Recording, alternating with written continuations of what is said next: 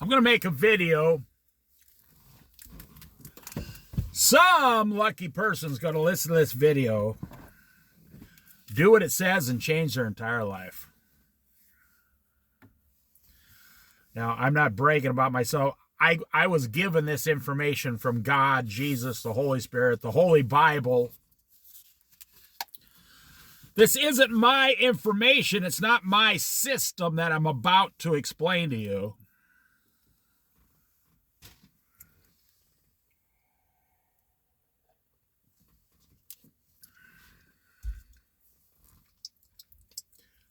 But it is exactly 100%, not 99, 100% on how life works, how God created it. And if you just do this easy system, it's such an easy system, you will be blessed your entire life. And then you will die, and then you will be in heaven with Jesus for all eternity. Or you will be raptured and instantly be with Jesus for all eternity.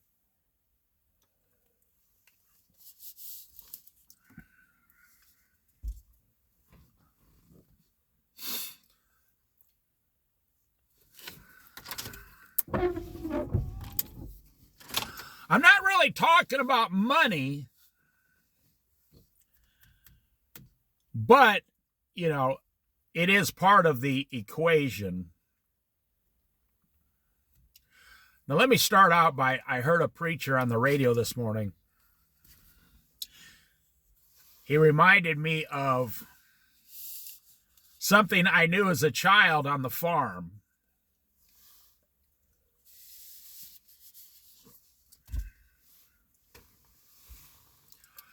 If you take a whole bunch of horse manure,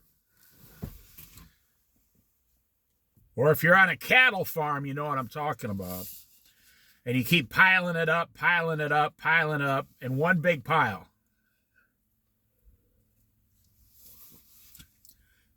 you can literally smell that pile. Well, eventually you'll be able to smell it 3 miles away. It'll stink so bad.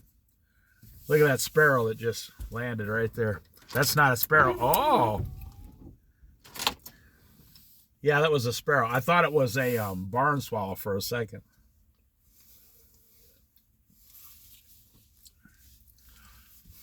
Have you ever driven through Texas? You can tell the cattle farm about 8 miles before you get to a cattle farm. I'm talking those guys down there that have, 50,000 head of cattle. I'm talking about a big, huge cattle operation. They got 10,000 cows. I mean, they got so many cows. They literally employ guys just to go around and count the cows to, keep track of them.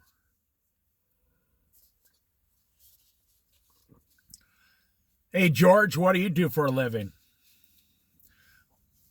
I count the cows.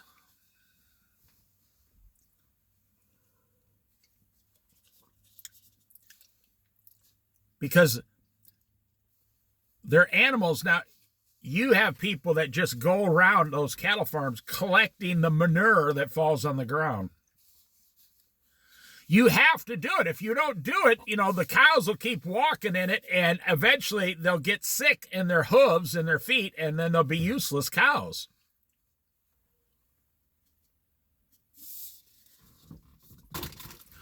Now, what do you do with all that manure?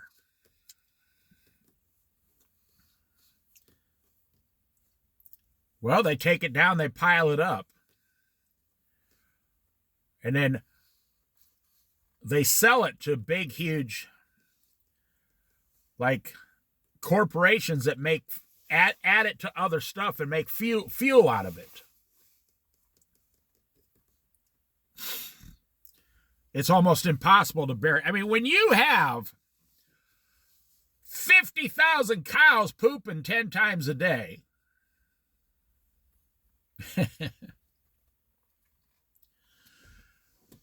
you got a problem. You got to get rid of that stuff somewhere. But if you take that manure, that's a nice word for it. Almost makes it sound like perfume. French perfume. Barnyard number 5. That's what I got my wife for Christmas, a bottle of Barnyard number 5. She was so happy.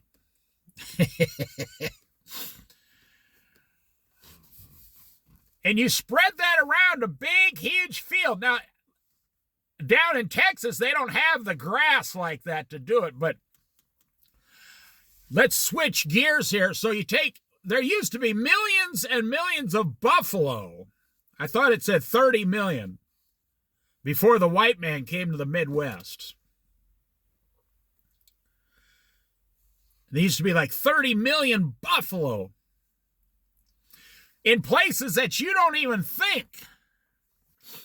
You know, the prairies used to go all the way from like over by Ohio all the way to the Colorado Rockies.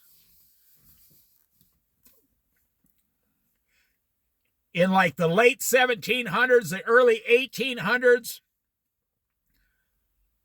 But you can't tell where the prairies are today because of the cities, the big cities, the concrete.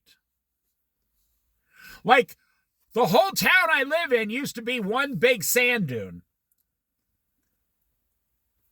before man came here.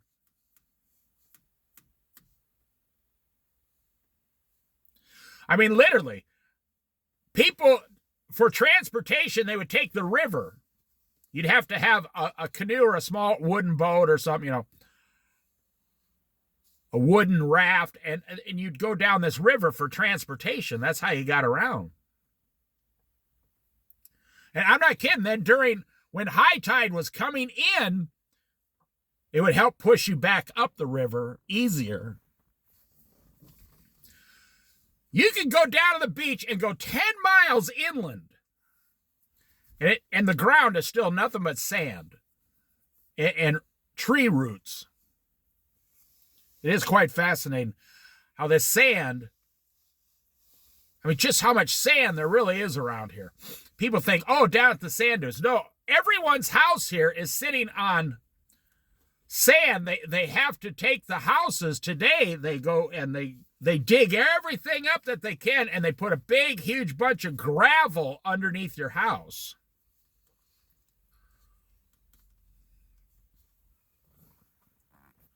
So let's get back to the buffalo.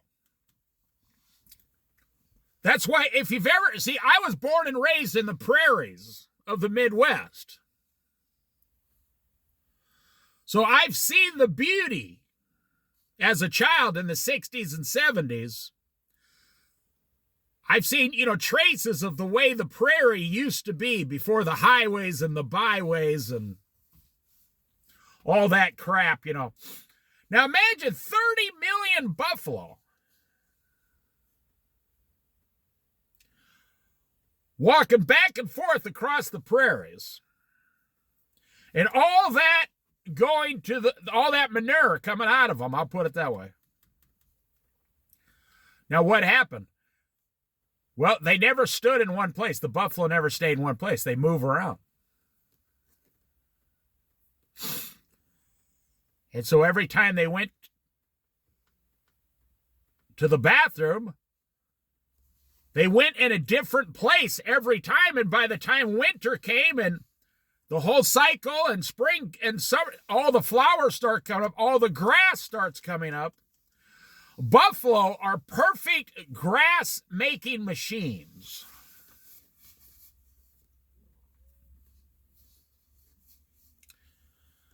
There's trees in the forest that are waiting for a forest fire. We're so afraid of forest fires today because we put our houses in the forest. Nobody actually really cares if just the trees burn down. I mean, there's some people, but it's a natural process. It's the regeneration of everything. And there are seeds just waiting billions of seeds all over the forest waiting for the fire to crack them open so they can grow something. It is so fascinating. You know, I'm telling you, I've been in the Rocky Mountains. I've seen God's beauty firsthand. And I'm not talking about anything you think you've seen. I've been on the side of mountains in the middle of the Continental Divide.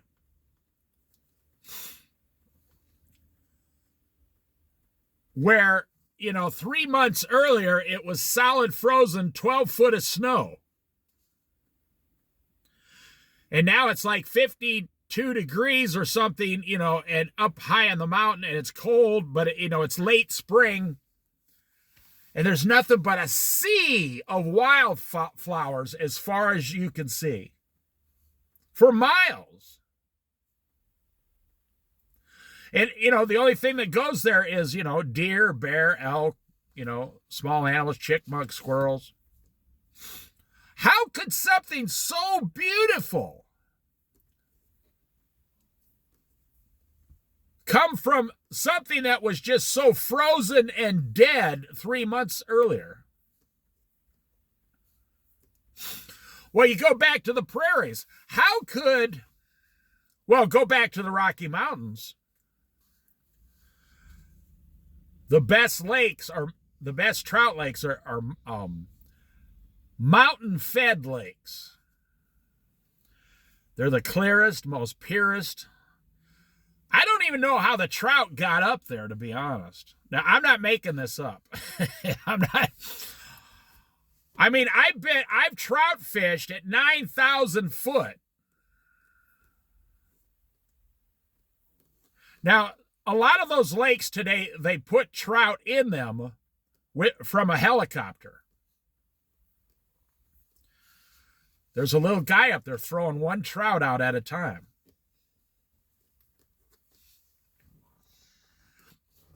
He's like, okay, I hope you can swim. No, they show up with a bucket of trout, go down close to the water, open it up, and dump them all in. And then all the bears come down and eat them, and the raccoons. But I'm talking about there were trout in these places before any white man even came on the land. How did the trout, it's a single lake. There's no river, nothing. How did the trout get all the way up there? Well, that's not what this video is about, but so you go back to buffalo. You think those buffalo would ruin all the prairies, trample them under, everything. 30 million buffaloes? Pooping on it? Fighting? No. When it's all spread around, everything benefits. Everything thrives.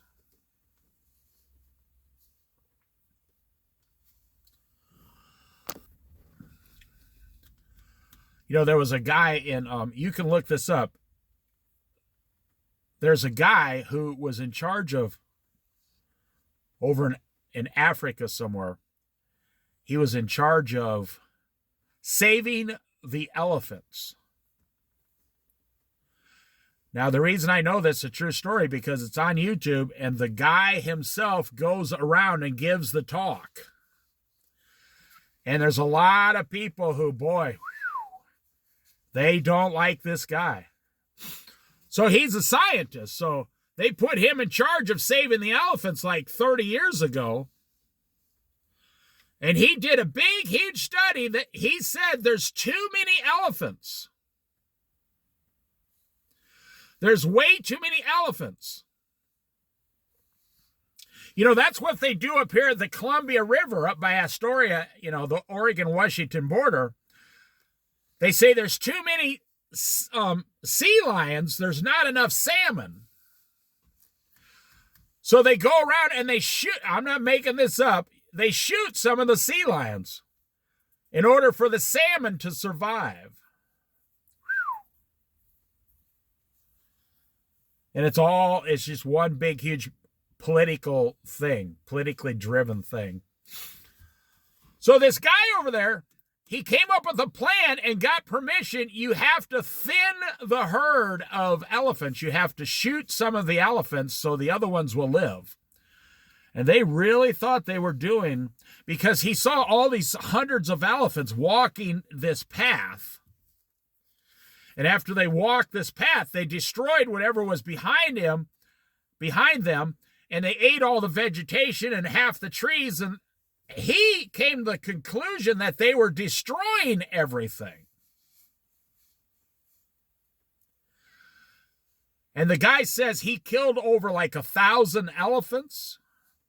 And he gives these speeches to crowds in auditoriums. And when he says that, the whole place just goes, just a big, huge gasp. Like, oh.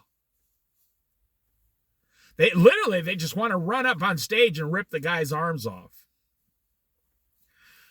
And the guy, he apologizes every time he says, and now we know, he said that he was 100% wrong. He said, wherever the elephants go, like the buffalo, the bison, they're not destroying everything. They're regenerating everything. And when you come back the very next year, when the elephants come back, everything has regrown back twice as good.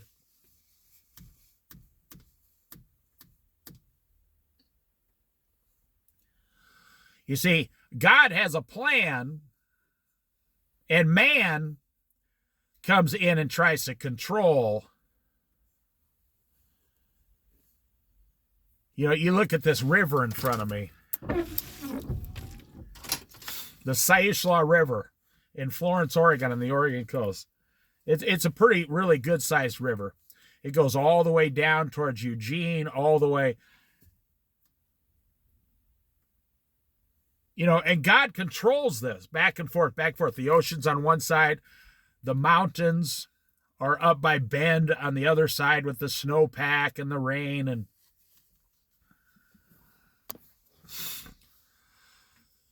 And God is controlling this river just fine. But man comes in with his ideas. Man goes in search of many schemes. Man tries to control many things that he can't control. Okay, so let's bring this down. You know, what I'm talking about. You come to like when me and my mom had a garden. When I was a child, we had like a 1 acre garden, a big garden. 1 acre is that's a big garden just for two of us. And my dad had fruit trees, apple trees. Oh, yeah. You see, man was put to manage the land, not try to control the land. But to manage and benefit from the fruits of the land. So you go up to my mom's garden, me and my mom's garden when I was a little boy, every summer, and my dad would till the soil, and we had a couple horses and some things, and we'd take the manure and spread it around there in the middle of before the ground got frozen. In the late fall, when we were done, when we plowed the whole thing under. You know, it's funny because today they sell fertilizer. Man-made chemical fertilizer, and inside that fertilizer, they try to manipulate. Well, they're to the point where they take the kernel of corn and the kernel of wheat, and it's not even what it used to be. They've manipulated it so much to get more yield out of it.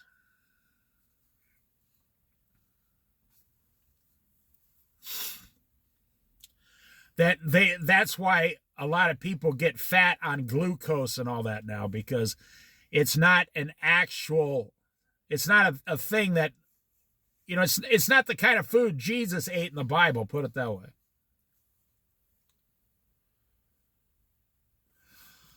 So you take all this waste and we'd put it on there. My dad would till it under somewhat. And then winter, in Iowa would take its process and it'd all be soaking down in the soil. My dad would come back in the spring with the tractor and till it in some more and take the rake thing behind the tractor and level it all off. Then me and my mom would come back and make rows with a little hoe that you hold in your hand, like the edge of a hoe, and one of the corners, and we'd make these rows. And then we would come back a week later with these little tiny seeds. And then we'd come back in like 3-4 weeks and start pulling weeds. And then about 10 weeks, 12 weeks later, we're eating stuff. We got more food than we even know what to do with. Now, how did that food just appear? Now, think about it. We used to grow watermelon. You can get a whole watermelon out of 2, 3, 4, 5 of those little black seeds. Now, here's the thing. Here's the crazy part. Man, because they manipulated all the seeds, you cannot take your food and use those seeds. Those seeds don't grow. They've manipulated them to where they try to kill the seeds, the genetics of the food. They try to kill the seeds in there to have seedless watermelon. And everybody keeps buying it and enjoying it. And when I was a kid, you had to spit the seeds out on the ground, and then the birds would come and eat them.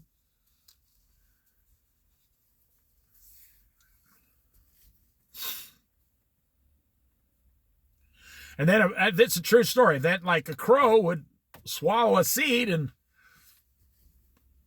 maybe poop it out, and you might have a wild watermelon growing in your field somewhere that you didn't plant. That's how everything gets spread around. Let's go down even further. Like, you take sheep. So you know how a sheep, you got to shear the sheep. The sheep gets so much wool on it, or fur, that if you don't shear that sheep, it'll die. The stuff becomes so heavy, especially in the rain, the thing, it couldn't even walk. If that wool gets wet in the rain, that sheep, and it starts to suffocate around its face. But it's really amazing. The thing that would kill them, they can take the wool and make clothing and start a business and keep people warm all winter. But, man comes along. Well, wool is too expensive. We need to invent synthetic, when's the last time you bought a pair of pants? Your pants are so thin compared to, say, your grandpa's pants in, the late 1800s. The pants today, they're so thin, they couldn't actually do real work. You have to actually go to a farm store today to buy farm clothes just to work outside. Or if you order them online somewhere. So let me tell you how God designed you to live. You're supposed to be, now I'm not making a joke, you're supposed to be spreading it around. Everything you have. This is why men are failing today. Have you ever heard the saying, do not put all your eggs in one basket? If you're coming back from the hen house and you trip and fall, all your eggs in that one basket will fall on the ground and break. These sayings came from great wisdom, trial and error from people generations, many, many generations before you. You can go down and buy 10 chickens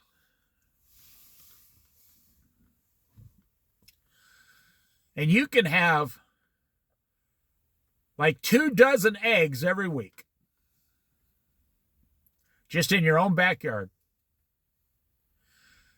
You can buy 10 chickens literally for like $25. Get a little hen house. But the city comes along. The city says, no, we do not allow chickens in the city limits. They say because, it'll disturb your neighbors. The bark, bark, bark, bark, bark. It'll disturb your neighbors, drive them crazy. They say it'll cause diseases. It'll cause other wildlife to try to come into town to eat your chickens. We don't want you to have chickens. We don't want your chickens pooping in the water supply.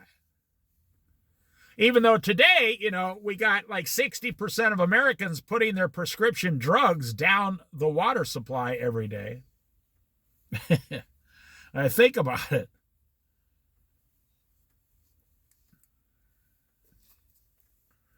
For $25, you can get 10 chickens, 12 chickens, and for the next 2 years, you can have 2 dozen eggs every week.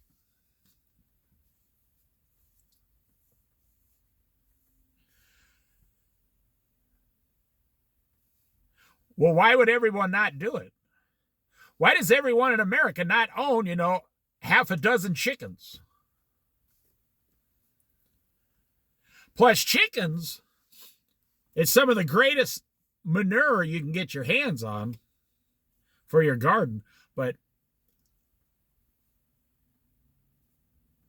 And then if you want, you could eat one of the chickens and have chicken noodle soup.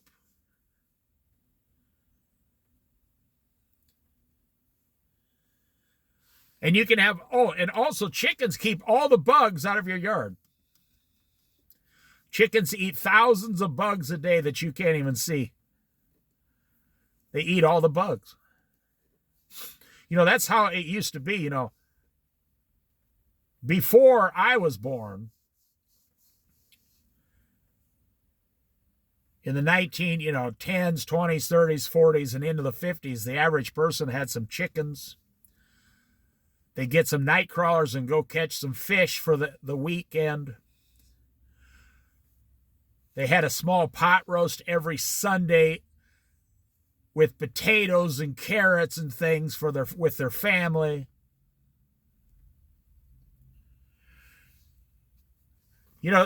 Believe this or not, there was a time in this country where there was no sliced bread. You had to make homemade bread. And believe it or not, there was a time in this country when you couldn't get your hands on there was no jelly for sale down at the local, store. They weren't stores like we think today, no. They were more like thrift drugs, like an everything store where they had a grocery section and there'd only be like 400 people living in that area. And you went out and preserved your own strawberries for the winter or your jellies or your blueberries, whatever it was, off the tree. And you usually got wild strawberries. You cleaned them up and you preserved them in a jar. And your wife made homemade bread and you opened a jar of preserved. They didn't even have refrigeration. What I'm talking about, the average house did not have electricity in the 20s, 30s, and 40s. Not out on the farm, anyway. There was a time in this country when, in the 1940s, nobody even owned a TV. 50% of Americans didn't own a telephone. They were completely... Well, why would you own a phone? Who are you going to call? You got a phone, but your neighbors don't have a phone. And back then, I say, why would I want to talk to my neighbors? I can just go over to the fence line and talk to them. What would I say in the phone? You see, the phone really, in my opinion, was invented as a tool of gossip. But then capitalism came in and turned the phone into a tool of capitalism. TV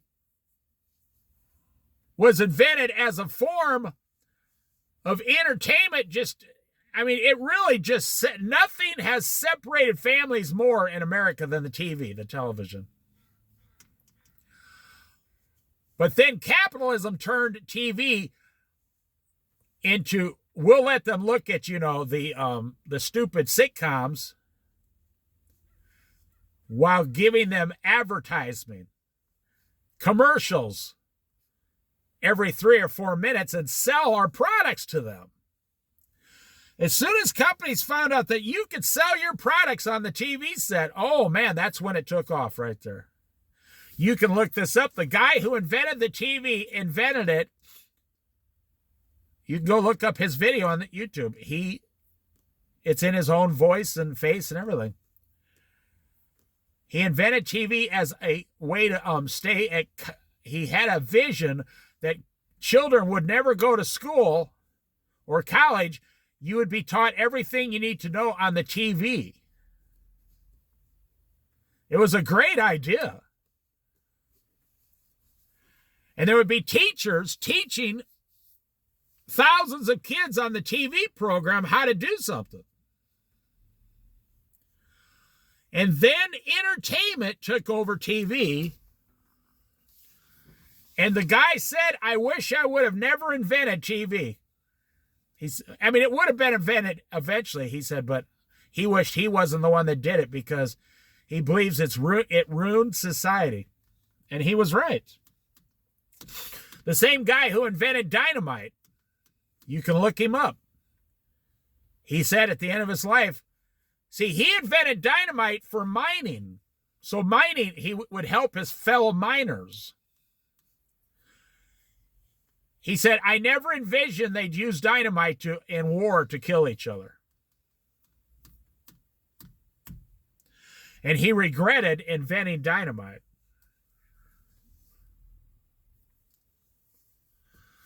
The same guy who invented the machine gun said the same thing. He said, I never imagined how much damage the machine gun would do. You see, when man gets involved, man can take anything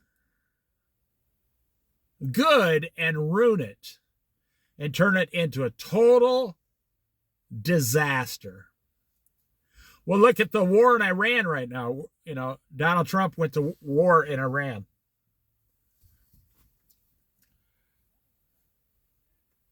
You hear about all these secret programs.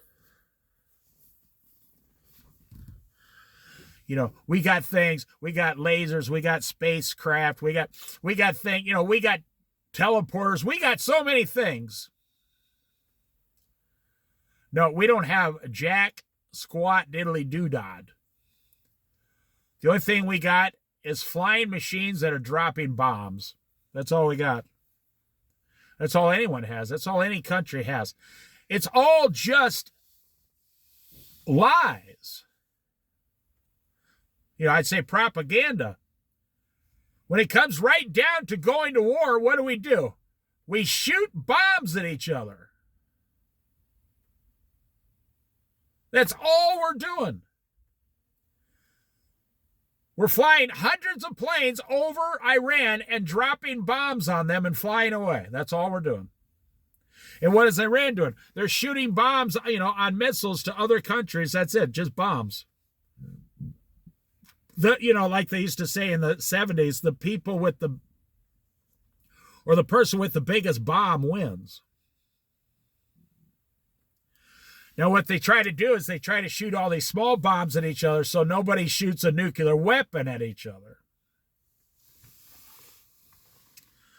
But look, it's nothing, there's nothing new. In World War I, they were shooting bombs at each other. In World War II, they were bombing each other. In Vietnam, they were bombing each other.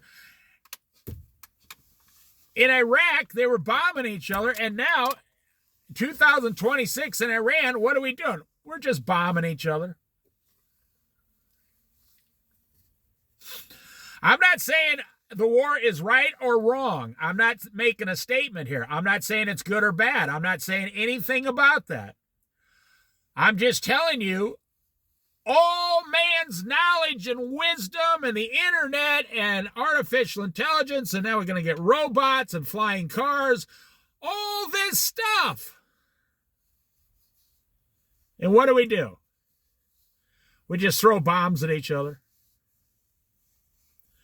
I'm going to blow you up before you blow me up.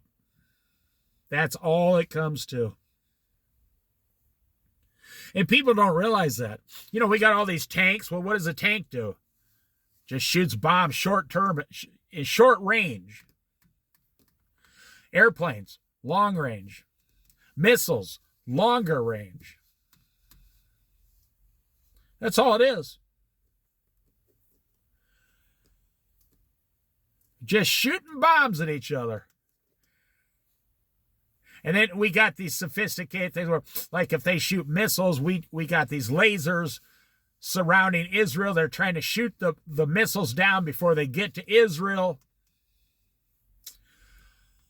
Trillions and trillions and trillions of dollars have been spent in the last 100 years throwing bombs at each other.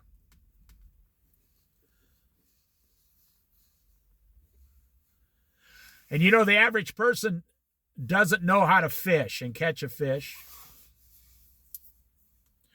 Now, I know it's all about to end. I'm waiting for the rapture, Jesus Christ, the rapture, because man is not going to wake up. Do you know the average person cannot build a cabin in the woods, a 2-room cabin? The average person does not know how to put a roof on a cabin, a small cabin. The average person, you know it's true, especially if you're older. The average person does not know how to go out here, catch a fish, take the fish and get the guts out of the fish and everything and flay the fish and take it home and cook it in a pan and eat it. The average person doesn't know how to do that. It just blows my mind what's actually going on in the world. The average person doesn't know, you know, I'm not trying to be gross, but the average person doesn't know what to do with a pile of manure. Well, like the preacher reminded me, you pile up manure and it's useless. Just sits around, stinks, and it starts making people sick. Literally, physically. But you take that manure as you get it and spread it around, and you have endless food, endless wildflowers, endless fruit trees. Oh, yeah. That's how God designed it. So let's go to you here. You know, the Bible says, cast your bread upon the waters. For you don't know, you know. The Bible says, don't let your left hand, when giving, don't let your left hand know what your right hand is doing. You're supposed to be spreading it around and investing in many things. The Bible teaches, you know, do not invest in 1 or 2 or 3. Invest, you know, in 10. Now, I'm just paraphrasing. Invest in, you know, 10, 15, 20, 30 things. For the Bible says, do not let your hands be idle at night. You see, that's what the TV was invented for. I believe the devil heard, do not let your hands be idle at night, and the devil gave the technology to invent the TV, in my opinion. I do not believe the TV comes from God, Jesus Christ. Because what does the TV do? It makes you be idle at night. You're idle. You sit there doing nothing. You become idle and useless.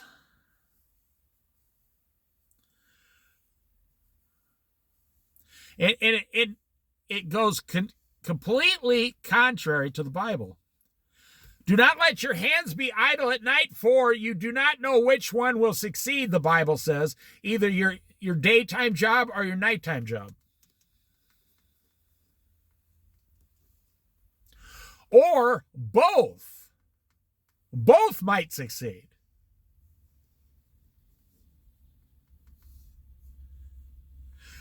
You know, like a wise farmer, you know, a lot of farmers, they failed in the 80s and 90s. You know, that's why we had Willie Nelson's Farm Aid. But I can tell you the truth, a lot of farmers failed for two reasons. They did not diversify, and they borrowed money. That's why they failed. That's why all those farms went under. You had two generations of farms, two generations on the same farm, from like 1900 to 1940, and from 1940 to 1980. So the people had the land from 1900 to 1940, you know, my grandparents, for example. They never borrowed a single dime. They'd have fruit trees, a vegetable garden, chicken, ducks, turkeys, cows, a couple horses. They diversified everything. If you're ever a master gardener, if you ever grew anything, you know, like you can grow 25 different vegetables, for example. And like one year, say, like the carrots don't come in, or the turnips. You say, boy, that was a bad year for carrots. No matter what I did, those carrots did not come in. It was just a real bad year for carrots. But you know, those carrots still have a use, because what you do is you throw them in the recycling bin. You cut them all up and you put them in the manure in the soil, back in the soil, and it gives some nutrition back into the soil. So if you put, I mean, let me back up. No matter what you did that year, the carrots will not grow. And even your neighbor, now I've seen this firsthand. You go over to the fence line and say, hey, how are your carrots doing this year? It sounds kind of funny with cell phones today. There was no cell phones back then. You go to the fence line. Hey, let me ask you a question. How's your carrots doing this year? And they say, I can't get my carrots to grow. And then for some reason, it has to be the hand of God or something, the carrots are not growing for everyone, but all the other vegetables come in, but the carrots will not grow this year. And the next year, the carrots are 3 times as big. It's a mystery. But the point is, if you invest all your time and money and everything you have into carrots, and that's the one year that the carrots aren't going to grow, no matter what you do, no matter what your neighbor does, no matter what anybody does, the carrots are not going to grow. And you invested all your money into growing carrots, well, then you go bankrupt. That was the problem in the 1800s in America. Farmers, you know, they would only have one crop, like 40 acres and one crop. And they had some real bad years. Now, the way farming works is your wife's in there with all the other farm wives, and they go around each other's house and help each other. And they will jar up, you know, a bunch of applesauce, a bunch of strawberries, a bunch of green beans, a bunch of corn. I mean, literally, they'll have like 1,000 jars of fruits and vegetables ready for the winter. Because, you know, back then you had, the hardest part was finding the jars. Because back then, you'd have a family of 5, 6, 7, or 10. One family, like 6, 7, 8, 9 kids. Children used to be a blessing. They still are, just nobody has children. That's another thing the devil has done. Makes it to where you can't afford to even have children. So with technology, people they use the technology to prevent themselves from having children.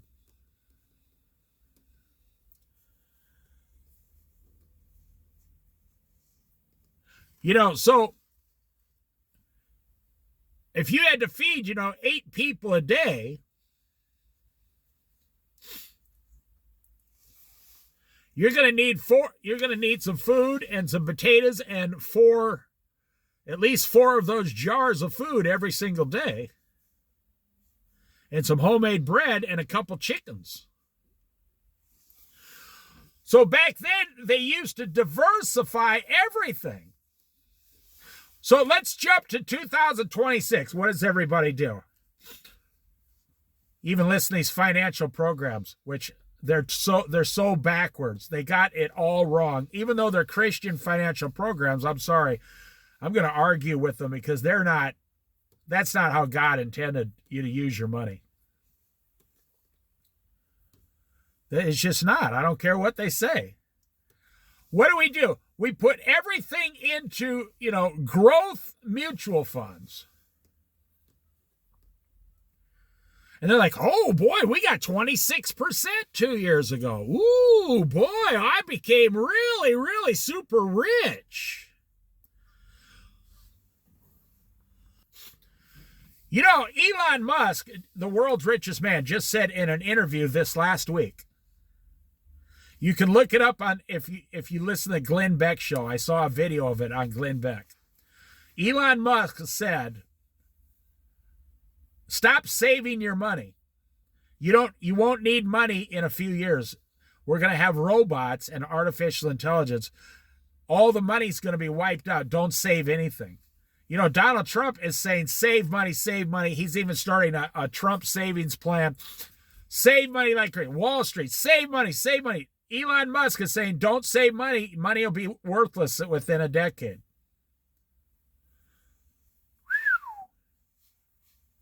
They got money so screwed up. Now, I will tell you this. I will remind all my stubborn friends out there. You can have all the money in the world, but if you run out of food, the only thing you're going to want is a little tiny can of Beanie Weenies. That's it. If you run out of food, that money will not do you any good. You'll say this money is useless. I can't even light a good cigar with this money. The money will be useless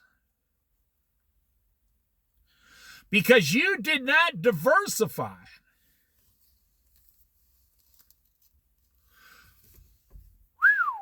I'm telling you. Now think about it. Think about how close you are to destruction and how far away you are from God's original plan. You don't know how to grow food and you don't grow food. You don't know how to raise animals that provide food, and nor do you do it. You don't know how to fish and clean a fish, so you don't do it. You don't know how to do any of these things. You don't know how to make your own clothing.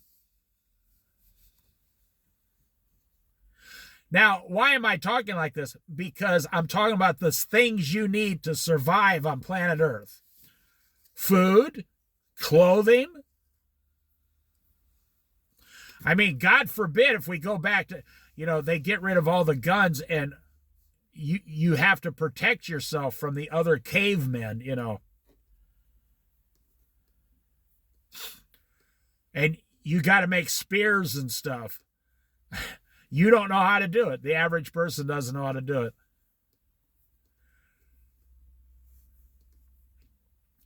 Imagine if you had to go back in the ground and pull metal out of the ground like the samurai warriors used to make their own swords. They had to take the metal straight out of the ground like 300 years ago. It would take like 1 year to make a good sword. You know, the average person does not know. You know, you buy hamburger every week, you buy beef every week, you buy chicken every week. The average person I know could not go and kill a chicken from, you know, a live chicken. Cut its head off, take all the feathers off, soak it in some salt water, first you take all the guts from inside the chicken out. You soak it in some salt water for a little while. And then you got the big, huge chicken neck sticking off the chicken, which you don't have at the grocery store because that looks gross. People don't want a big chicken neck hanging off the chicken. When I was young, they cut the chicken neck off and put it inside the chicken. You can ask any old person. And you would cook the chicken and the chicken neck separate in a frying pan and eat that separate. They don't give you the chicken neck today. And you think the chickens are big today. These chickens are small. Today, they are small chickens. I know I'm laughing. I know this isn't the video you wanted to, you thought you were going to listen to. Especially if you're a squeamish, you know, city slicker. I guarantee you've never killed your own chicken and fried it up and ate it. I guarantee it. You don't know how to do it.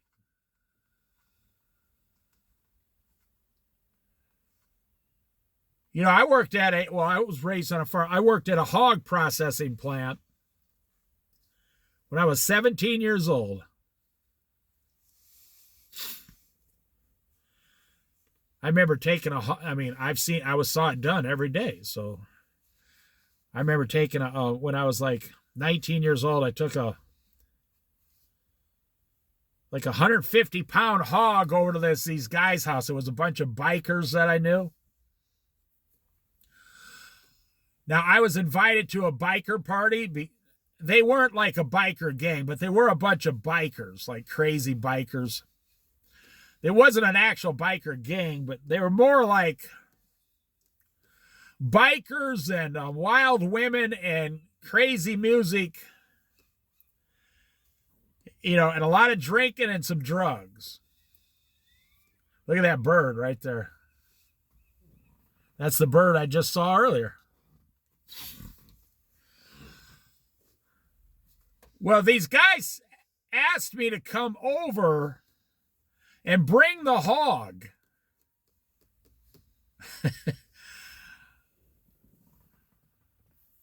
I said, you want me to bring a whole hog? I said, yeah, provide the hog for the party, because they knew I had access to hogs and stuff.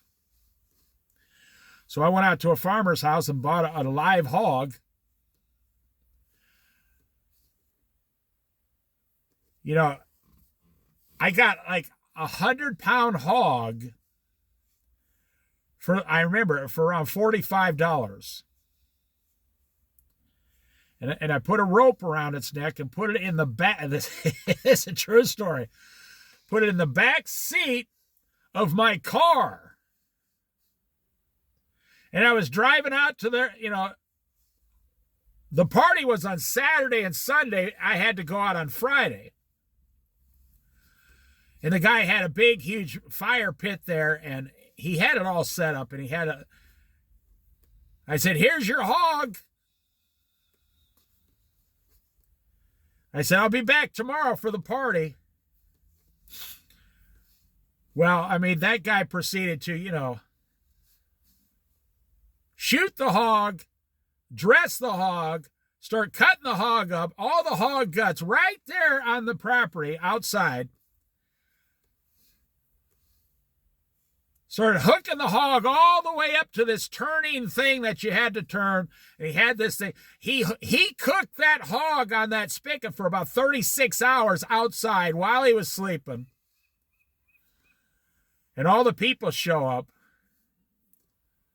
Oh, I'm telling you, it was some of the best hog I've ever eaten in my life. And they had like 30, 35, motorcycle choppers over there.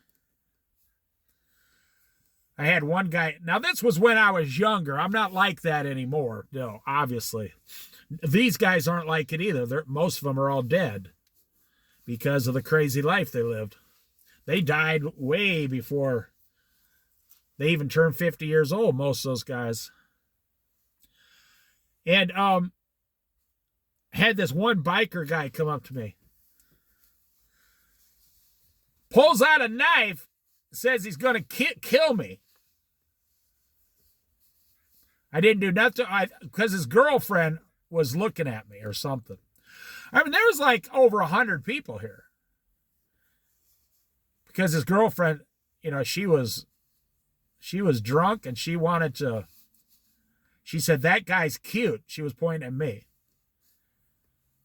And the guy comes over with this knife, starts yelling and screaming. And someone walks by and goes, hey, leave this kid alone. He's not one of us. And he says, what? Give me one good reason, why I should leave him alone. And the person said, he brought the hog. He brought the hog. He provided the hog. And the guy looks at me, puts his knife away and shakes my hand, says, oh, wow, you brought the hog. I'm sorry. It's nice to meet you. I was thinking at the time, what a bunch of psychos. But the other guys were they were the friend of a friend of a friend kind of. That's how I showed up there. And I said, oh, yeah, no problem. And at that point, I realized the party was going to go to a different level. It wasn't really a party. It was like an all-day outdoor picnic type thing. But it got to the point about 6 o'clock in the afternoon, and I realized it was going to go to a different level, so I got in my car and drove away. That party went above my pay grade, put it that way. And I talked to a guy a couple weeks later. He goes, hey, you left kind of early. And I told him, I said, well, he goes, oh, no. He says, he said, that was probably the smartest thing you could do. He said, those guys get real crazy when the sun starts going down. I said, yep. So I left. That guy was still eating hog 2 weeks later.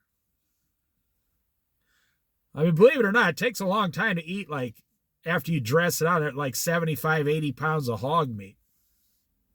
You got to invite a lot of people over. Those people must have drank like, I don't even know, 80 people. They must have went through 100 bottles of whiskey, 100 bottles of other, like vodka, like 50 cases of beer. Crazy. Well, let me finish up here. I'm telling you, what you're doing is you're going to the stock market, you're putting all your money in the stock market. You're putting all the money you have in your 401k. You don't have anything else. But the average American Christian, you got all your money in your house, and it scares you. But I'm telling you, you're blind to what's coming. You're blind. Everyone is. You're blind to it. You can't see. You're blind to it. 95% of your wealth is in the equity in your house if you sell your house. And you say, well, I can't sell my house. This is the part you're blind to. I can't sell my house and take all the profit. Have you ever seen in a time in America, it's so frustrating, where the housing market has doubled in price in 10 years? It's literally gone. Houses used to be $200,000 10 years ago. Now they're $450,000. And if you own a house over the last 10 years, all your profit has doubled and you still can't sell the house? Because you say, well, then where would I go live? Because all the houses now cost $400,000. Well, you'd have to sell your house, take your $300,000 out, pay off your mortgage, the rest, Put the $300,000 in a savings account and live in a 2-bedroom apartment. But the second reason people can't sell their house is because of greed. They say, oh, no. I know anybody who owns a house, that's all they do is think about the value of their house. That's all. They don't think about Jesus anymore. You don't think about Jesus. You think about the value of your house all day long. It's like a free savings account that keeps growing because of inflation. But, you don't realize inflation can go backwards too. People just don't realize it, called de-inflation. Go ask any other country like Venezuela, any of these countries. In the blink of an eye, within a few months, this thing could all turn around and start collapsing. Especially with all the wars we got going on now in the world.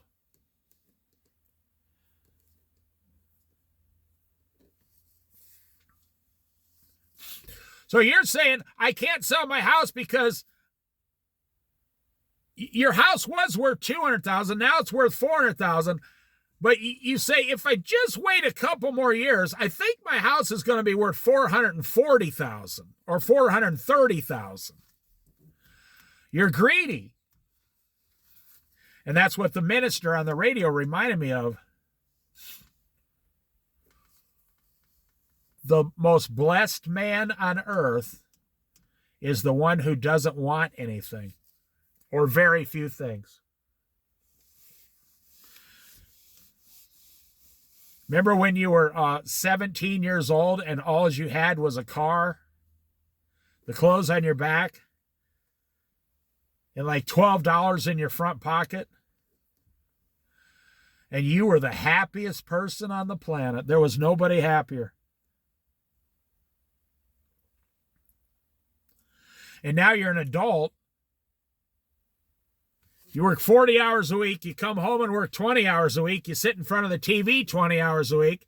You don't get any sleep. You eat junk food and you're completely miserable. And all you think about is money all day long.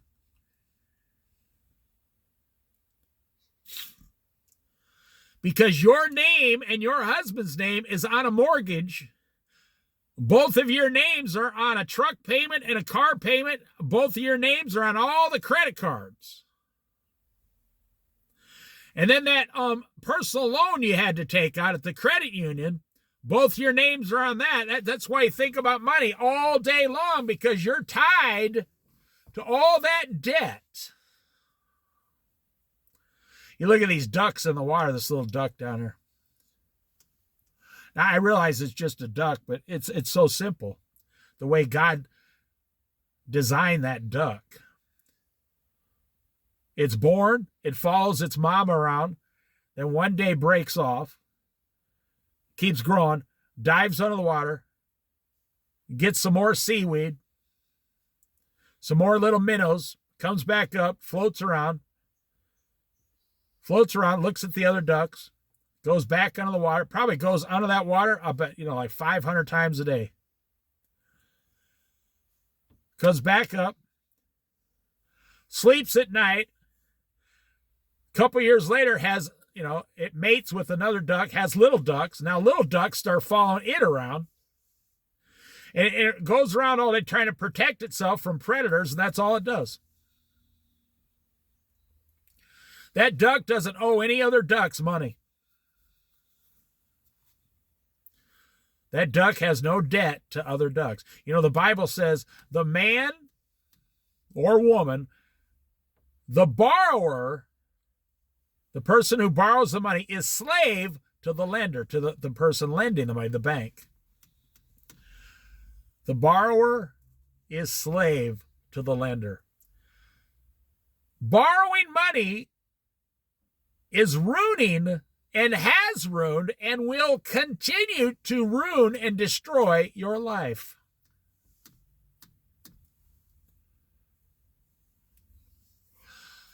I told my wife, if things get real bad here in the future,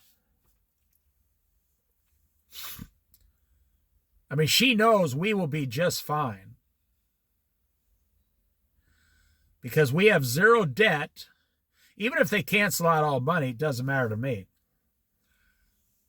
I could live exactly like Abraham. Just a tent, go fishing, grow some food, go hunting for meat, and I'm done.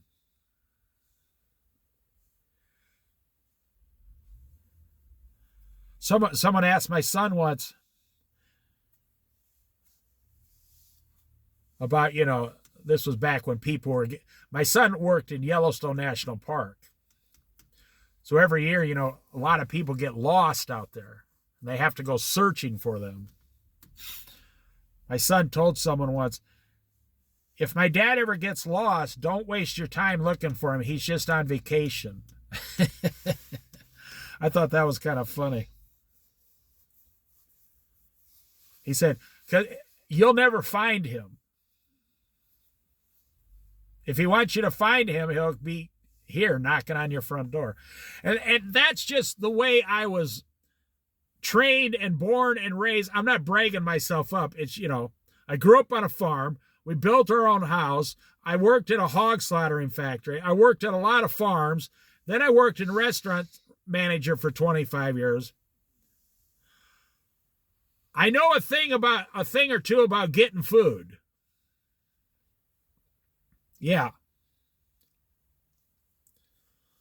Or growing food, or getting food, or cooking food, or preserving food. I know how to build shelters because my dad taught me, my grandpa taught me. I mean, I was born into it.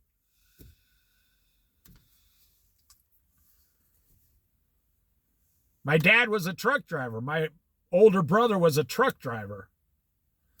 My older brother, he could get, he's older now, but he could get in a semi-truck and drive it to New York today. Once you acquire these skills, you always have these skills. If someone told my older brother, you want to drive this semi-load up to New York? He'd think they're paying him to go on vacation. He'd say, oh, that sounds like a great vacation. I haven't been anywhere in a while. He would love to do it. Well, so I'm going to finish up. What we're doing here is you're putting everything you have into one or two things. And then you really don't have any money. I don't know where this came about. I think people just love to lie to themselves. If you owe $150,000 with your house and all your debts and everything, but you have $150,000 in equity in your house, plus your 401k, guess what? You don't have $150,000. If you owe $1 and you have $1 in the savings, you're broke. But people say, no, I have $1. So if you have $10,000 in a savings account, they go, oh, I got $10,000. How much debt do you have? Well, I owe $60,000. You're broke. If you owe, just think of an accountant. If you owe more than you have, your company is broke. You are personally broke. Your household is broke. If you had to cash out today, you would have no money and you'd still owe $50,000. I don't know when people started doing that. It makes them kind of crazy. Like they can't even see the truth.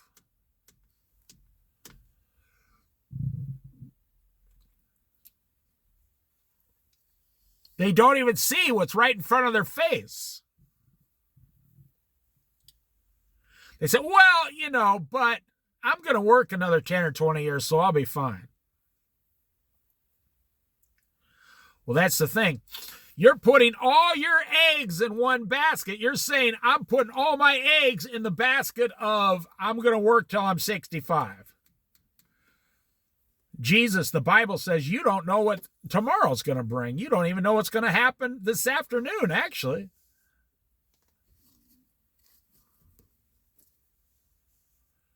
I'm putting all my eggs in my 401k basket at work. And when I retire in 22 more years, I'm going to have a lot of money. You don't know if the 401ks or the stock market is even going to exist in 22 years.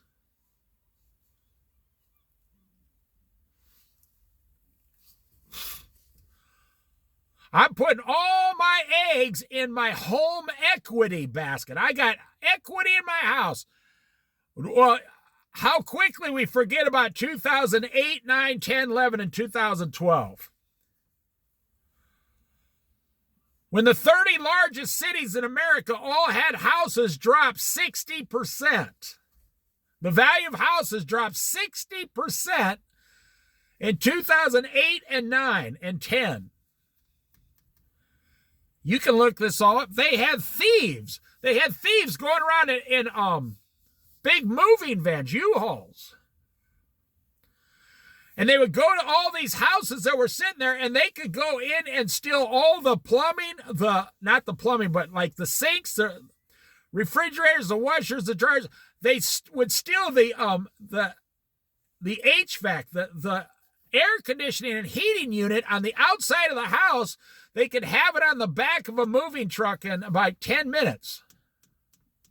They just go in with blowtorches and cut all the lines, and 4 guys would pick it up. And they did this in Florida. I watched a 2-hour program about it a few years ago about how every single one of these houses were stripped completely bare. And there was nobody out there to stop them. Like in Vegas, when that happened, houses, they were about to go to 200,000, and everything was going crazy with high prices in 2007. And then in 2008, 9, and 10, in Vegas, you could actually buy a house for $50,000. It went from like $190,000 to $50,000 you could buy houses in Vegas. And now you can't get a house in Vegas for like under $400,000 or $500,000.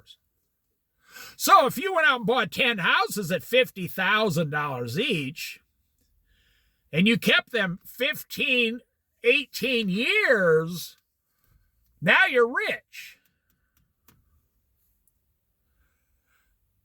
But it takes a lot of money to buy those houses and keep them all going and keep people in them for 15 years and, keep all the roof and all the repairs. It's just like, people don't understand having a house is like having a car. Except with a house, you can't just give it to the junkyard. You got to keep repairing it, keep repairing it, keep repairing it. People are really shocked when they call someone to put a roof on their house. It's not required for you to call anybody to fix your house. All you need is a permit, but you don't know how to put a roof on your house. If someone put all the material in your front yard, you wouldn't know what to do. The roof would still leak.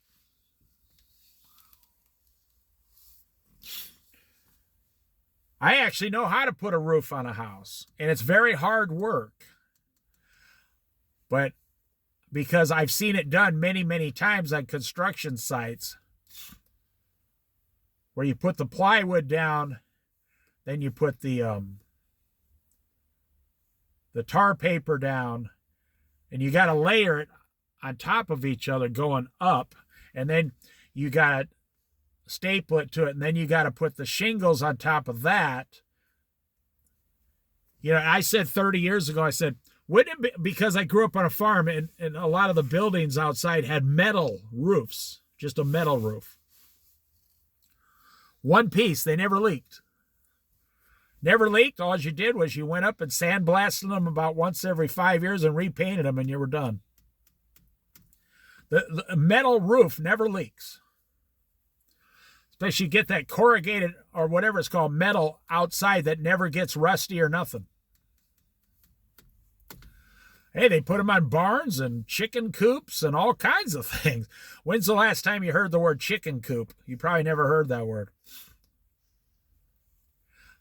I asked a roofer guy, so wouldn't it be a lot more efficient and cost efficient, for now in the long run, just put metal roofs on houses? He said, well, there's two problems with that. Number one is the metal doesn't hold the heat in as well in your house. I said, well, just put an extra layer of insulation. He said, well, that's what he said. There are some people that get metal roofs. He said, the second problem is the initial cost. To put a big metal roof on a house, it's kind of expensive at first, but then, you never have to replace the roof. He said, the third problem is, he said, don't tell my customers, he said, or it'll put me out of business. He said, if everybody had metal roofs, he said, I'd be out of business. This is the kind of guy that would show up with like 5 Mexicans. This is in Colorado when they had the housing boom before the crash. I was there before and after. They had the housing boom, and a guy would show up with 5 Mexicans, and they could put an entire roof on a house, in 3 or 4 days. They would be working on 2 houses a week. These guys were so good and so fast. And I bring up the fact that they were Mexican because I'd never seen a white guy roofing crew. All white guys. I've never seen it. I'm sure they exist. I've just never seen one. I've never seen all white guys stand on a roof 12 hours a day and bend over 12 hours a day. I've never seen it. But I see Mexicans, they are they're probably the hardest workers on planet Earth. Especially the ones that are really motivated to get a lot of money. And they'd be up there 10, 12 hours. They'd be laughing and singing all day long. I mean, it's fascinating to watch. And then the crash hits. And all these people in Colorado who were building these $550,000 houses. Now, this was back in, before the crash, when the average house in Colorado was like $190,000, but I worked at this place where people would build rich houses, $550,000 houses 28 years ago. And when the economy crashed, all those houses just stayed empty, completely empty. Well, let me wrap this up. It's been an hour and 20 minutes, but that's why you're failing, because you're going against the principles of God. Now, if you don't know what those principles are, it's because you don't read the Bible. Do you know the Bible talks about money more than any other subject, even more than salvation? You know, the number one subject in the Bible is money. People just don't get it. How many people on Wall Street do you know that say, I read the Bible for money advice? They don't. Do you know what people on Wall Street do? Absolutely nothing.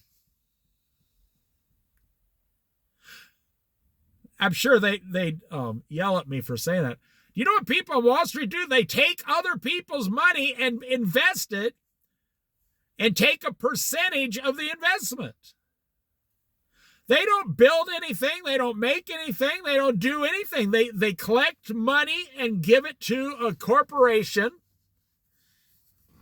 You go down here today and you buy one share of Walmart. I don't know, what is it, $50, $70, I don't know, $40. I don't look at it, but buy one share of Walmart.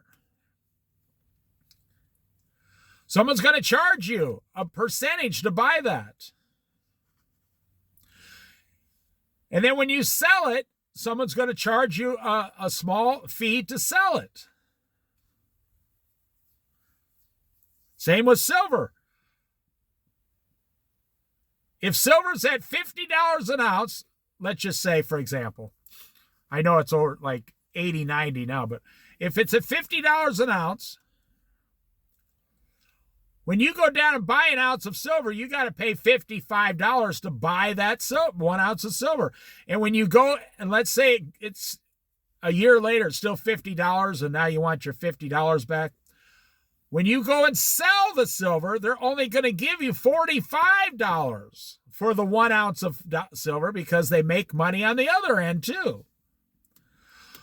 So if you buy an ounce of silver for $55, a $50 ounce of silver, and in 1 year you pay $55, and in a year it's worth $50, well, you're only going to get $45. So in 1 year, you gave the guy at the pawn shop $10 and he didn't do anything. He hands you 1 ounce of silver, so that'd be $55. Some people only charge $3.50, some charge $4. The more you buy, the more they're willing. Like if you go in and say, I'll take 1,000 ounces of silver, which is a lot of silver, they probably won't even have it. And you say, here's $50,000 in a black guitar case. But I'm going to need the guitar case back to put my silver in. And you're going... And give me that handgun there too, because I'm going to be walking down the street with $50,000 in silver. You probably couldn't even carry it. 1,000 ounces, you need a wheelbarrow. And I'll take that wheelbarrow too to put the guitar case in to go down the street. So you can tell I've been in a lot of weird places in my lifetime. I've seen a lot of weird things. And with reading the Bible, that's how I know all this stuff.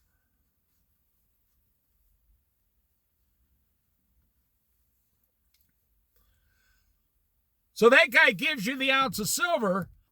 That'll be $55. So all these people now, they're buying the silver at $90. When it went to $120, you couldn't find silver for sale. People were buying as fast as they could because people are stupid. And no, I'm not going to apologize. People are as dumb as a rock. When I was young, buy low and sell high. So, I used to work at this corporation and and I worked with these guys that worked at this department store it's not even in business anymore. It was a nationwide store, and it's not even in business. Think about it. Oh, but the equity in my house will never go down. Let's see, Montgomery Ward's went out of business. Kmart went out of business. JCPenney's went out of business. Sears went out of business. General Motors went out of business. They spent billions and billions on electric cars that they can't sell. There's been 11 or 12 or 13 recessions in my lifetime. And then when it comes to housing, yeah, but housing will never go down.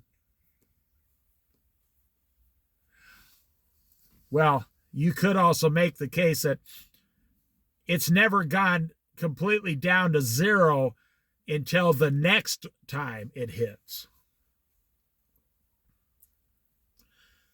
Because if housing goes down, it's not going to affect the economy at all. Like if everything else stays exactly the same, but your house value goes all the way to zero, what's going to happen? You still have a place to live. You're still making your payment. You still go to work. You'll just be like renting the house from the bank then. Like I've always lived in one bedroom apartments. I don't ever worry about the value of what is the value of the one bedroom apartment I live in. No, I just pay the monthly rent. I've done it for 40 years. In many places as I travel, praise God. So to me, it doesn't matter what the value of the rental is. It matters what the payment is. For you, you make the payments, but you're worried about the value. But if the value goes to zero, you still kept your job and everything, you're not losing anything. All you lost was equity that was really never there until you sell the house.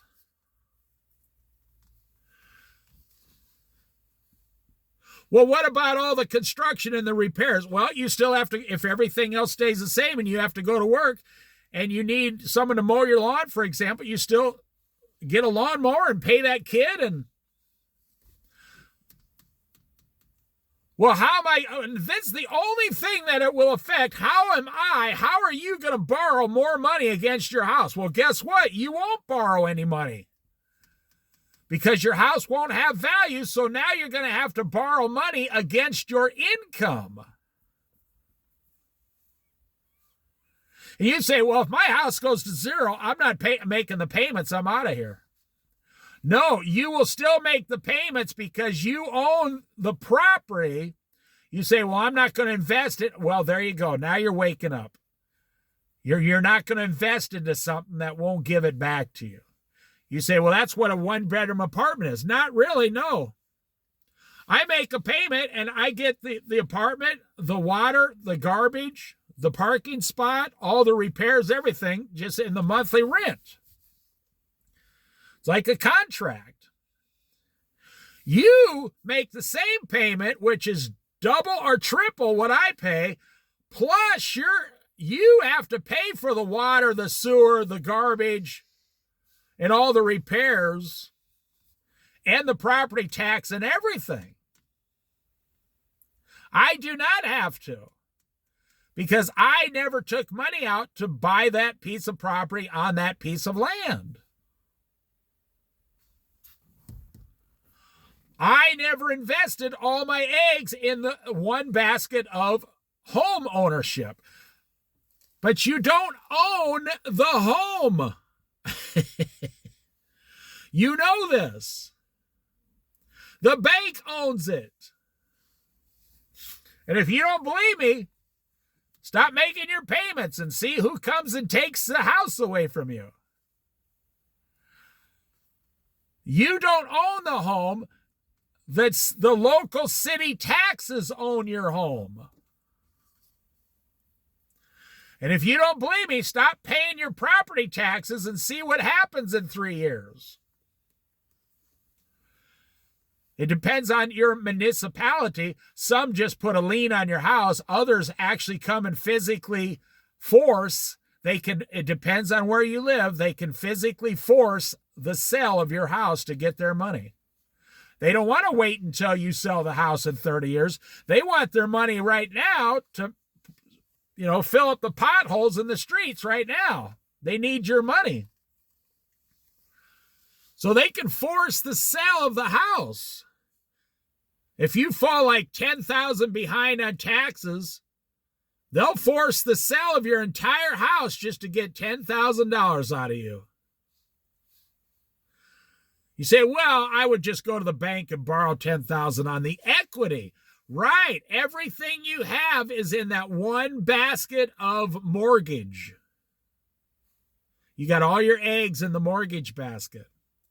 Well, what if the stock market ever collapses? Well, really nothing would happen because companies then would just have to be forced to use their own money to survive. You say, well, companies wouldn't survive. Well, a lot of them would go out of business, but like all small businesses operate on whatever's in the cash register that week. That's why they don't have a ticker thing on the stock market. All major corporations operate on stock market money, and they never use their own money. So when they go bankrupt, they still have all of their own money. It's the greatest scam in the history of the world. Remember the banks that Barack Obama and George Bush caused the 2008 recession. You can go look it up, him and his Wall Street buddies. But Barack Obama then came into office in 2008 and was forced to fix it. And the way they fixed it was they gave billions of dollars to the exact same companies who lost all your money. Now, I want to say this very carefully, and I want you to listen carefully. Barack Obama and the Treasury approved billions of dollars to be given for free, no repayment. They never had to pay it back, to the same 2 or 3 corporations, the banks, that lost all your money on the stock market, but kept all their money somewhere else. They still had all their own money that they made. That's what corporations do. They start big, huge corporations, and then they say, we're not a corporation, we just work here.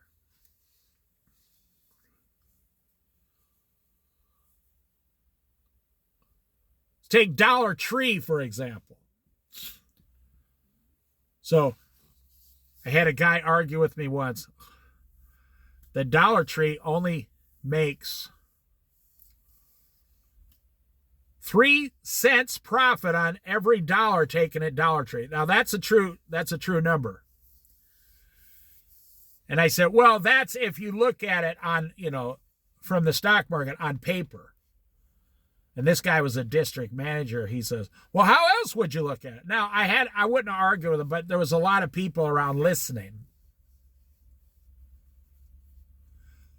I said, I'm here to tell you they make a lot more profit than that. He says, no, they don't.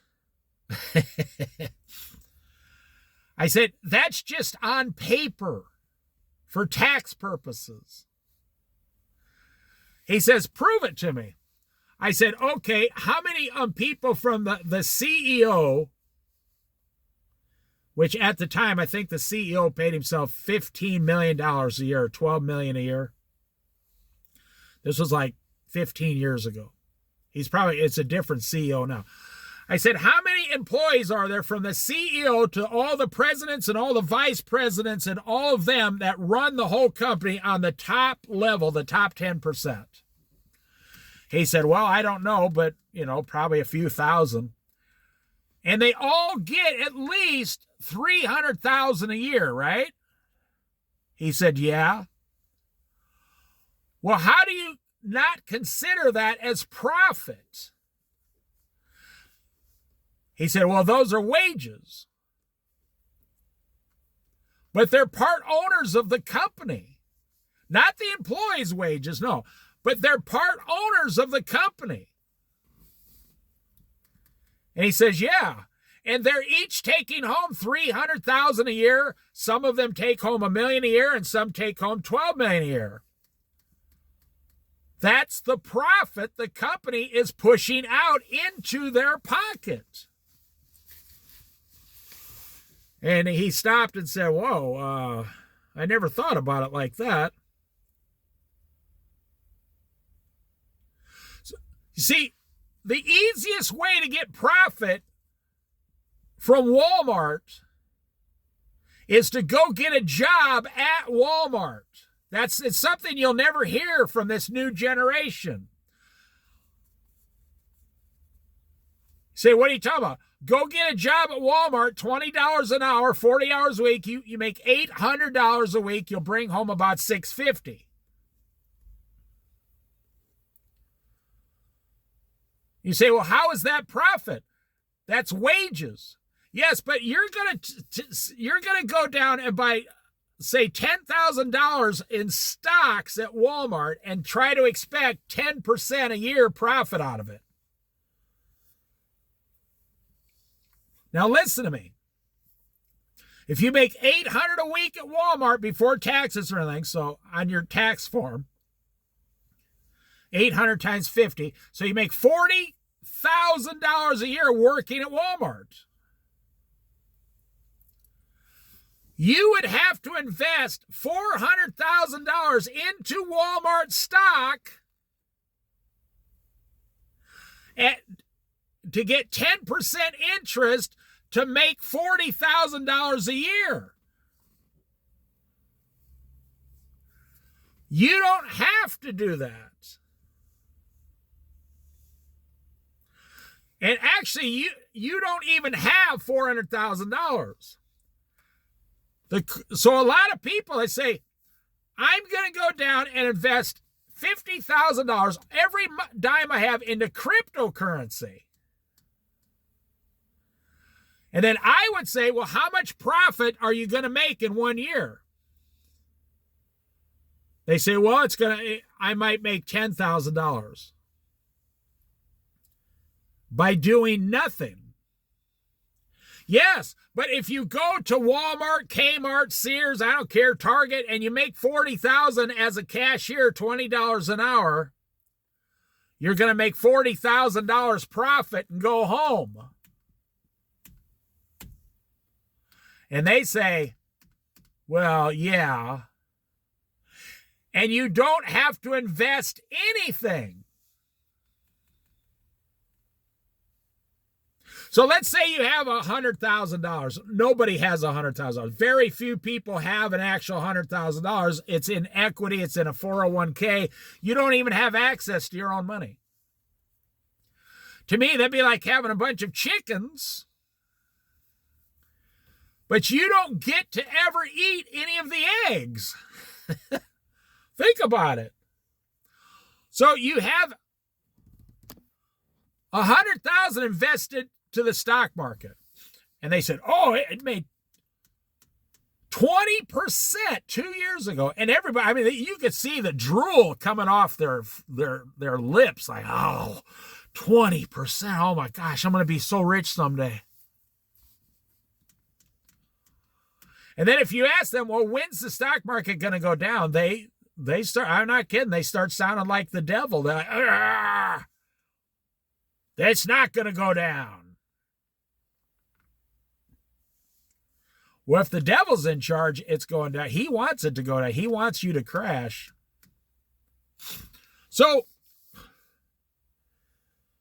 you got 100,000 invested, so you got $20,000 profit.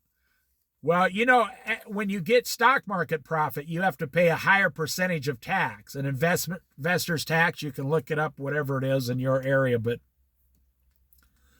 depending on your income and stuff. So you're going to lose 30%. You're going to lose $6,800 or whatever. So you're going to lose $7,000. So you're only going to get a little over $14,000. You say, yeah, well, I got $14,000. But you had to give them $100,000 and chance your money all year long to get $14,000. You had to chance a $100,000 investment to get $14,000. And you think that's a good deal. I tell you what, if you give me your $100,000, I'll give you back $14,000 at the end of the year. Say, well, I can take my $100,000 out if I want to. Most people do take it out when it goes from $100,000 to $72,000. Then they pull it out right away, and you lost $28,000.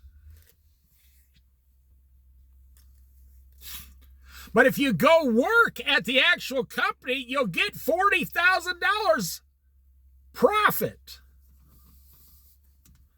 Well, then that's what it comes down to. People say, now let me wrap this up. I know I said this, but I'm going to finish up.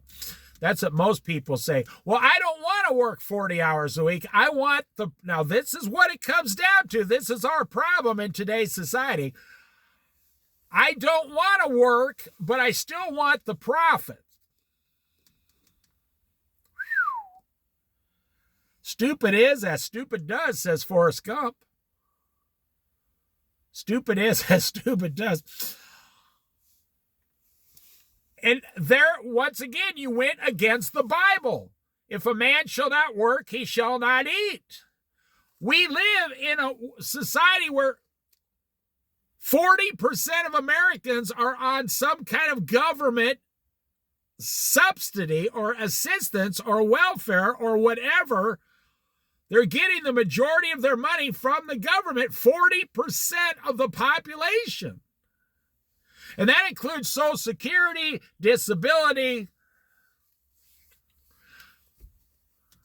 Now, Social Security is an earned benefit. You earned it. But you're still getting it from the government.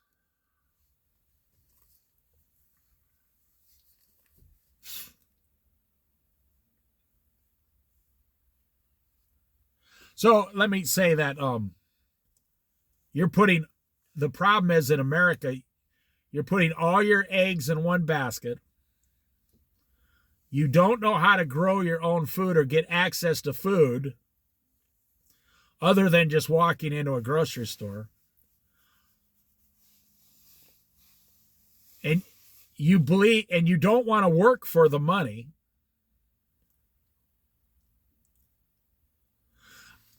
I know a 75-year-old guy. He's a friend of mine. At the time, he was 75. He went north here on the Oregon coast. And he worked 2 years.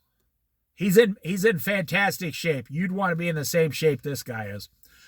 He worked 2 years in construction before things slowed down here. This was just a few years ago. He worked 2 years in construction and kind of lived up there on the site and everything and worked 6 days a week at 73, 74 years old. And in 2 years, he made like $140,000.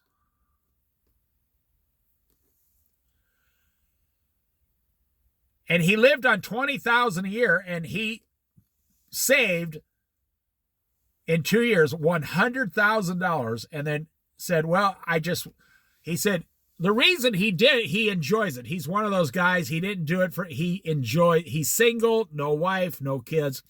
He enjoys working. And he gave himself $100,000 in the bank at age 75 by working. Quadruple what he could have ever earned in the stock market. Plus, he has a house that was paid off, and he had a friend live in his house and pay him rent. Plus, he's on maximum Social Security. The guy doesn't work for money. He works because he said, I don't know how long I'll live. He says, I want to do something in life.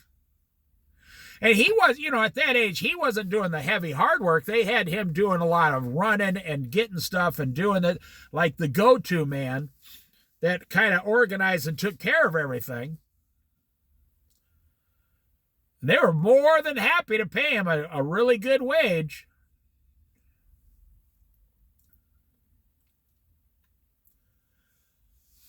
But, so let me say, Americans say, you don't even have access to your own money. You don't know how to grow your own food. You got all your eggs in one basket. If something collapses, you collapse. If the stock market and the home equity start going in reverse, you lose everything you currently have. Now, if you have your money in a local savings account, you won't lose anything. It's not tied to your house. It's not tied to the stock market. If you're 100% debt-free and everybody else starts losing stuff, you won't lose anything because you don't owe anybody any money. In fact, if you're 100% debt free and you even just have a little bit of money, every time something collapses, you can go buy things for 30 cents on the dollar.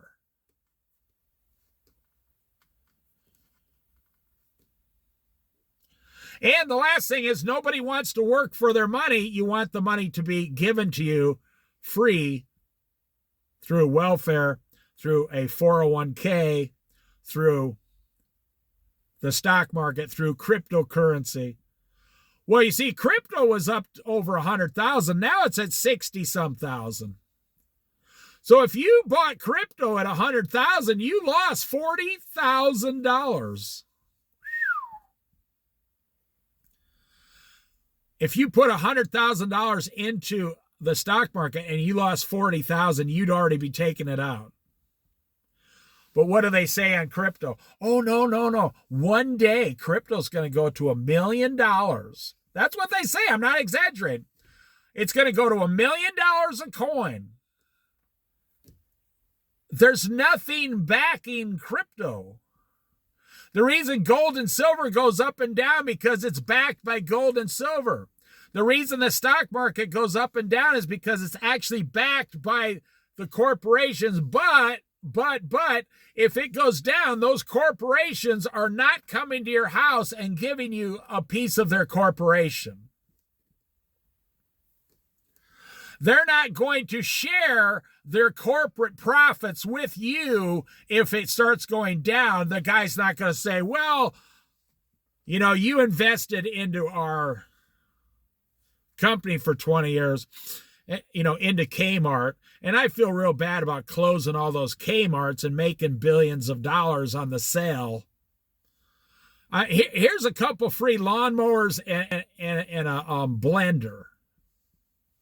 Why don't you get one of those new color TVs too to take home with? They're not going to do that.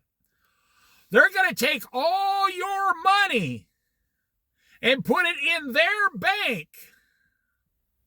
Well, technically, they're going to invest it into Kmart or JCPenney's or Sears or Montgomery Ward's. They're going to invest it into there legally and then pay themselves the wages, which is actually pay themselves the profit in the disguise of wages. If you don't like the system, then get a hold of your congressman and change the law. But that's the system. Donald Trump said it perfectly. That's why Hillary Clinton lost the election. She tried to go out there and say Donald Trump got all his money in the evil way. And he said, yeah, just like you and all your friends. I get my money the exact same way you and all your friends get it. She says, well, then why don't you... She said something, but then Donald Trump said, well, if you don't like it, then change the law. He said, you and your husband were in there. You could have changed the law. He said, but no, you didn't change the law. You kept the law the same for all your rich friends.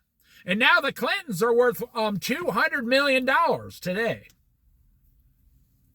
Nancy Pelosi and her husband's worth like $300 million.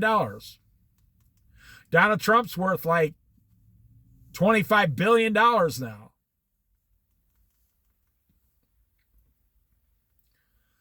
They're not going to change the law. So then they take the money out as wages. Well, I own this company, and I'm going to pay myself $1 million a year in wages. And I'm going to call myself the president of the company. And then in 5 or 6 years, the company's going to go bankrupt. I'm going to have $5 million in the bank of the money I earned from wages. Wink, wink, wink, wink,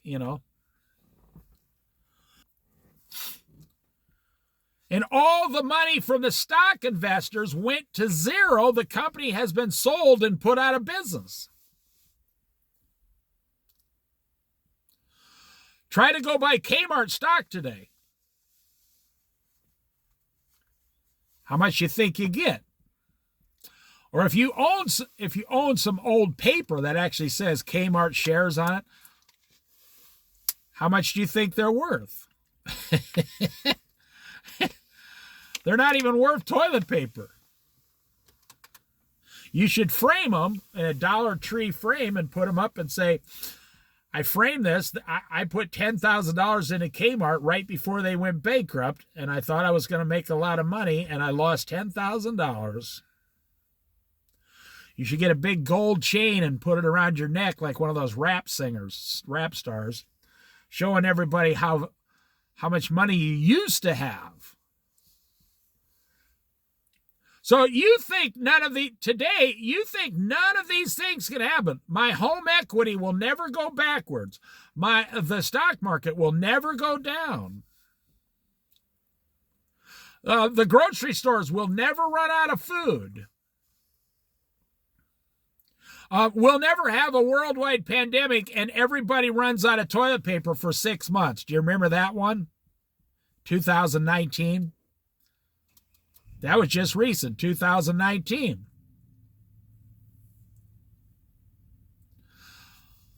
Nobody knows how to grow their own food.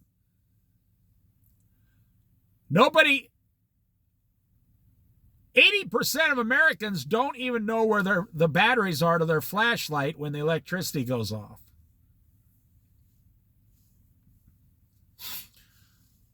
I mean, how many times you look at your cell phone and it's not working?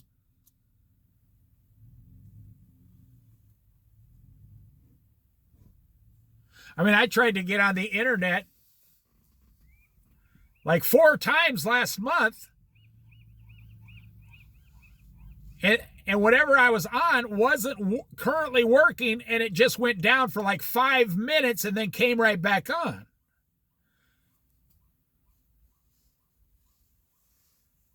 You know, let me say before I leave, what it really comes down to is the way God designed you. You need God, your wife, your family, the Word of God, prayer, salvation through Christ, the Holy Spirit, and then you need water and food and sleep. A safe place to go to the bathroom and wash up, and a safe place to sleep at night without being attacked by the bad guys. That is all you need on this planet.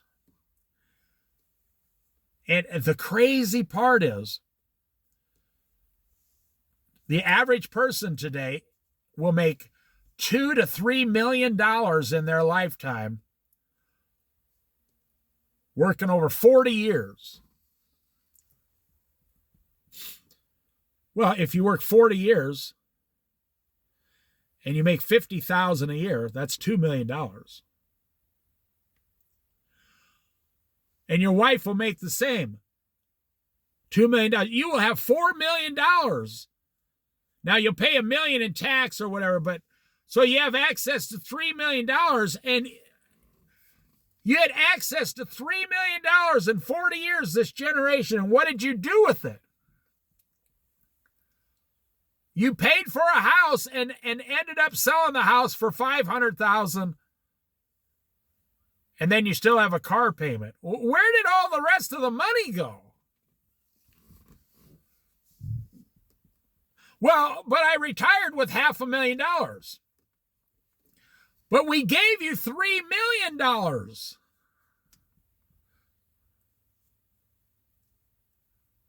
Now, I mean, I'm talking about myself too. Well, we didn't make that much when I was younger, but I don't have $500,000. No, nothing, not even close.